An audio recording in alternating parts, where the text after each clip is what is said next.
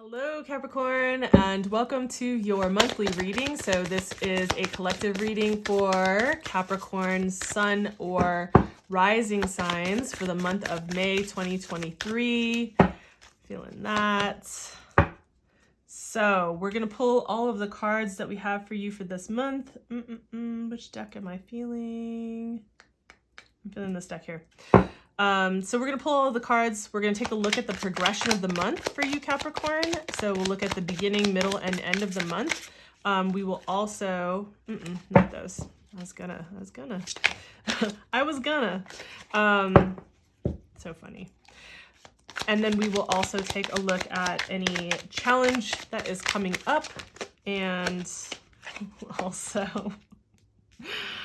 It's so funny when I have cards that are just like me, and some of them pop out and I go, no, that's not it. And then I'll feel one come out like that pops out and go, oh yeah, that's it. And then we'll take a look at your spiritual advice as well to get a sense of like, some help for how to navigate through these things. Look at all of these court cards. Okay, look at all the court cards. I'm feeling like I want to switch decks. Do I? Yes, I do. I do. We're going to pull from this deck here for the challenge that is coming up. Okay. Interesting. And then also the spiritual advice, which just flew out at me. All right. Here we go. Okay, so I love it when we get a house card. It definitely, I feel like, makes things a little bit more clear and directed. So for the reading. All right, so I am going to mention a few things really quickly about the astrology for the month. I'm not going to go to every single thing because this isn't an astrology video primarily. So I do want to mention some things because I want to give you guys a heads up, and I just think it's important. So I've decided that I'm going to put a timestamp down below so that you can, like, if you were watching maybe your sun sign and this is your rising, you can just like skip ahead so you don't have to listen to it all over again. So let's talk about the beginning of the month. On May 1st, we have Pluto going retrograde back into Capricorn. So we talked about in previous videos and on my Instagram about how it's a really big deal when Pluto ingresses into a new sign. So it took about 15 years-ish for it to go through Capricorn and move into Aquarius. And then once it moves into a new sign, it does this little dance, goes back and forth a couple times generally. And so here it is moving back into Capricorn. So here we get to like finish up the last business of what was that 15-year period and that cycle, right? And that's a long period to look over, is 15 years. If you want to get a better sense of like which area of your life like this is kind of hitting, then you'll want to look at Capricorn in your chart and see which house it occupies. And then from there, that should give you some clue about what kinds of themes you could be seeing there and how to like wrap those up. Now, you may feel this on a personal level and you may not. This may be one of those things where you actually see it more on the world stage collectively versus on a personal level, but I think it's worth mentioning. In 2024, we'll talk about it closer to then, but we'll have it go into Aquarius and stay squarely there for about 20 years. So, okay, that said, the biggest thing that I really want to bring our attention to is on May 5th for the full moon lunar eclipse that's happening in Scorpio, in tropical, and in Libra and sidereal. So I think that this particular moon is I really want to give you guys a heads up about this because it has the potential to be a little challenging, perhaps. It can be a little emotional, and here's why. Let's talk about a couple of layers of this really quickly. So first of all, with eclipses, as we've talked about recently, if you've watched any of the other videos, eclipses are times of ushering things in and also releasing things out, or things being moved out, whether you want them to be or not. And so when we had the new moon solar eclipse recently that was in Aries, that was definitely very activating. It was with the North Node as well. When we have something on, like with the South Node, like this is a South Node lunar eclipse, we are talking about the themes of releasing and letting go, right? Not only that, but we have it as the full moon. The full moon is definitely a time where we know like things can feel really amplified, right? Feelings can feel like magnified. We all know that's a peak time, right? And then on top of that, we have the moon moving into, let's talk about tropical for a second. We have it moving into Scorpio. Now, Scorpio is all about that transformation and depth, right? Sometimes transformation is uncomfortable and it requires a letting go and a releasing of things. And Scorpio is also a fixed sign. And what that can mean is that sometimes, you know, there can be a tendency to like hold on and to not want to relinquish something or let it go, like that kind of stubbornness to hold on to something.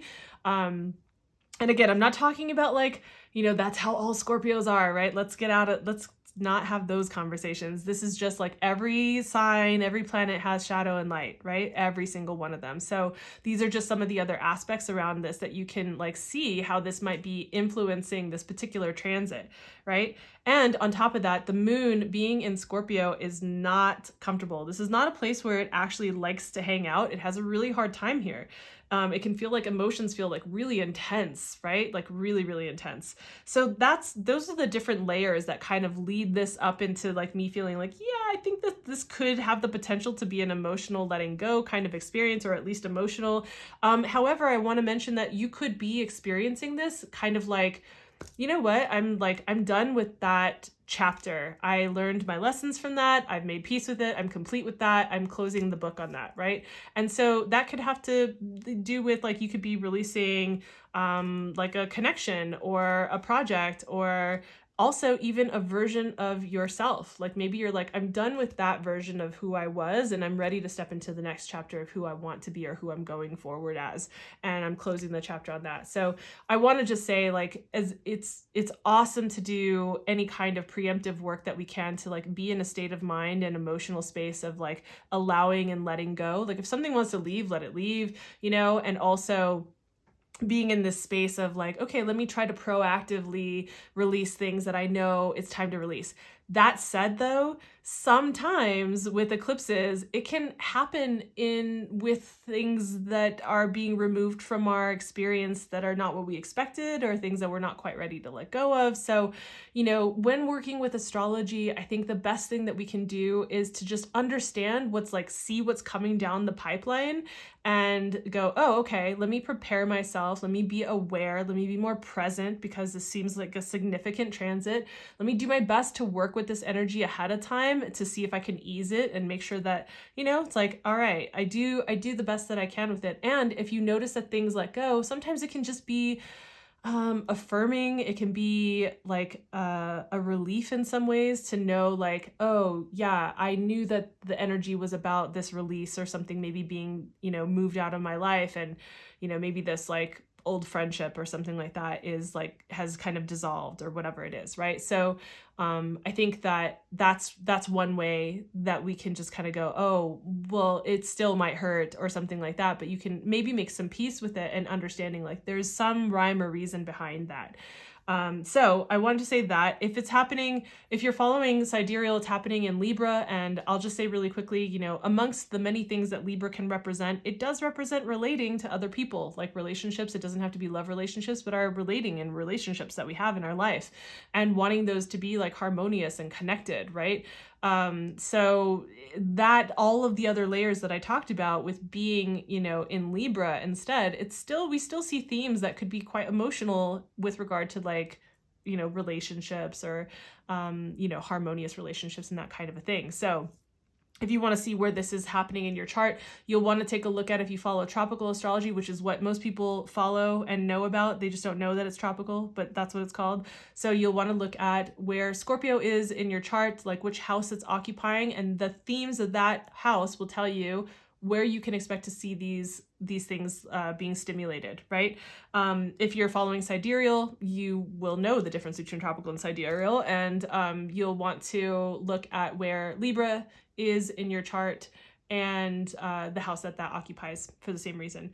Last thing I'm going to say really quickly is in the middle of the month, we have Mercury stationing stationing direct out of retrograde, right? So that doesn't mean like, oh yay, things are just going to speed right back up now. It just means that like it's starting to go forward, and it takes a little bit of time for it to like build that energy up for the snowball to really get rolling again, so for it to be at its normal speed. So just know, like, yes, it's going direct on the 14th. However, it takes a little, like maybe a week or two. You just might see like things are starting to pick up, but like in the days that follow, there might be like little remnants of like things left over from whatever you were reviewing and revising and working with during the Mercury retrograde period of time. So there's a whole bunch of stuff happening towards the end of the month going into June, but I just don't feel like that's something that I want to really dive into. It would make this video way too long, and it's not an astrology video. So I just really wanted to give you guys a heads up about those highlights. So okay, that all said, now let's get into your reading. So we are still sticking with this particular deck because this particular astrology deck points out houses or planets or aspects. So it gives us a direct area to like focus the attention. So we can look at your reading through the lens of this particular theme, and also with the astrology that I just talked about, right? So we have the second house. So this reading is really geared towards the themes of the second house, which have to deal with our resources. And our resources are not just financial, although you can see like financial stuff happening here. It's also our food. It's also like our Maslow's hierarchy of needs. You can think of it that way. So that's what the second house has to do with. It also has to do with self-worth. It can definitely have to do with self-worth, and also the simple pleasures, like the things that feel really enjoyable to us in life. So it can have to do with all of those things. So and also just to say with the resources, and if it's related to something financial, it has to do with the way in which we utilize our skills to acquire those resources, to acquire finances, right? So specifically, so just wanted to clarify that. All right, so we start out the beginning of the month with the Princess of Pentacles, which, by the way, in this particular deck, it says Princess, but that would be the pages. So we have Princess of Pentacles, we have the Prince of Wands, which would be the Knights, so that you know in this particular deck, and then we have the Princess of Swords at the end of the month. We also have as your challenge card, the Five of Swords, and then we have the Six of Cups as your advice, your spiritual advice that's coming through. So interesting mix. Let's get into it one at a time. Let's take a look at the Princess of Pentacles. So, you know, the pages are very youthful, very curious, very kid-like kind of energy. So there is this kind of curiosity that comes through with them. And it's flavored differently depending on which suit it's in, right? The pentacles are an earth suit, right? So different elements create like different kinds of energies with them, if that makes sense. I just like to give people a little bit of this information because I've, you know, been told that people find it really helpful when I explain that because they don't really understand maybe a lot about the tarot symbology. So anyway, in the beginning of the month, I feel like you're starting out with this opportunity that's present, right? There's some kind of either solution or opportunity or something that you are engaged in that is coming your direction and that you're like curious about exploring and looking into, right? So we have that showing up at the beginning of the month, which I think is really interesting because of the whole like Pluto moving back into Capricorn and what Capricorn represents. And, you know, I would say we're still in retrograde at that time, so it would be good for you to definitely be curious and to make sure that you're being very pragmatic about this particular opportunity and like really looking things over, like really do your due diligence and be meticulous about looking if it's a contract or an agreement, like really going through with a fine-tooth comb so you make sure that as much as possible you're not missing anything, especially if you're needing to take care of something before we come out of Mercury retrograde, you know, that you're just as careful as you can possibly be, right? So we move into the middle of the month, and this is the middle third of the month. So during this period of time, we're going to have Mercury like retrograde, then station direct, and then be like coming out of that retrograde, right? And so the Prince of Wands, it's so funny. It's like, it's so hard for me not to look at this card and think about it in terms of like dating or like romance. But so with the Prince of Wands, this is definitely a card of like all of the knights are cards of action, right? They all take action in different ways. And the Prince of Wands can definitely be like rushing into something, like kind of rash about the decision making. So like he'll charge onto the field and he's like, I'll act now, think later, which acting on instinct and acting intuitively in that way can sometimes be like a superpower, but also it can kind of like fuck things up. It can kind of put us into positions where we realize like, oh, damn, I shouldn't have really done that. I should have slowed that down. So I think that in the middle of the month, you might feel the urge to really maybe move forward more quickly, especially with related to whatever this particular opportunity is. And I think that you need to like slow your roll, right? You know, slow it down. This is not a time to like rush in. So you'll want to like think first before you take action. I'm not saying don't take action. I'm saying don't be ruled by this, right? So you'll want to slow that down a little bit. And then at the end of the month, we have the Princess of Swords, right? Which again is another page card, right?